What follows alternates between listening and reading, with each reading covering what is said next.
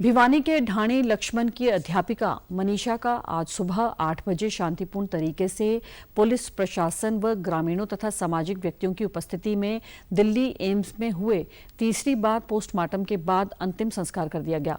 उनकी देह को उनके छोटे भाई ने मुखाग्नि दी। इस दौरान मनीषा के परिजन तथा ग्रामीण अश्रुपूर्ण विदाई देते नजर आए। इस मौके पर आईजी राजश्री भी उपस्थित रहीं। उन्होंने कहा कि इस घटना से उन्हें व समाज को दुख हुआ है, वह उनके परिवार को सांत्वना देती हैं।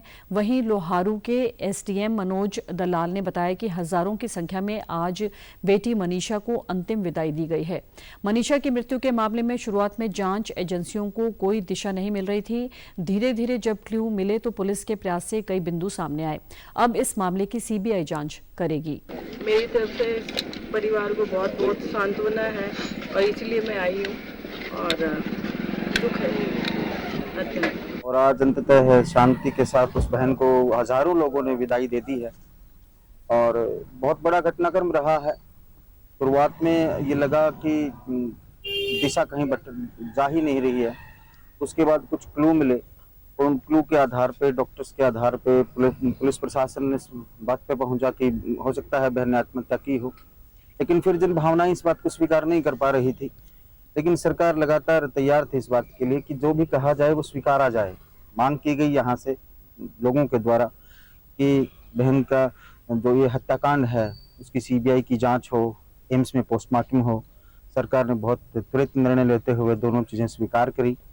वहीं किसान नेता गुरनाम सिंह चढ़ूनी ने कहा कि ये बड़ी दुखदायी घटना रही। इस प्रकार की घटनाएं ना हो, इसके लिए समाज व सरकार को ध्यान रखना चाहिए। अब जो लास्ट में आके फैसला किया है सीबीआई को जांच देने का और जो पोस्टमार्टम उसका दोबारा से सैंपलिंग उसकी एम्स में हुई है, उससे लोग संतुष्ट हैं। लेकिन जो इस केस के अंदर गिरफ्तार किए, इसमें आंदोलन के अंदर कई लोगों के ऊपर मुकदमे भी दर्ज किए गए हैं। अगर कोई मुकदमा दर्ज हुआ है, अगर कोई भाई गिरफ्तार है तो उन्हें तुरंत छोड़ दिया जाए। प्रदेश के डीजीपी शत्रुजीत कपूर ने भिवानी जिला के ढाणी लक्ष्मण की महिला टीचर मनीषा का संदिग्ध हालत में शव मिलने व इसको लेकर हुए आंदोलन के मामले में भिवानी में पत्रकार वार्ता आयोजित कर कहा कि अब ये मामला सीबीआई को दिया जा रहा है। अब जांच का आगे का कार्य सीबीआई करेगी।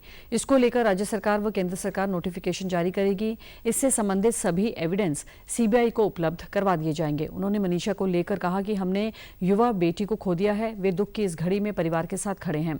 परिवार की मांग व आमजन की मांग पर इस मामले में तीसरी बार दिल्ली एम्स से पोस्टमार्टम भी करवा दिया गया है, जिसकी रिपोर्ट जल्द आ जाएगी। इससे पहले 2 बार पोस्टमार्टम भिवानी व रोहतक पीजीआई में करवाया गया।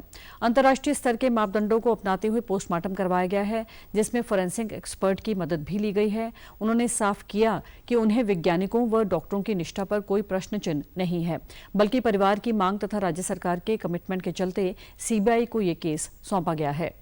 इस दौरान हमने एक बहुत ही प्रॉमिसिंग यंग बिटिया को खो दिया और इस दुख की घड़ी में हम उनके साथ खड़े हैं।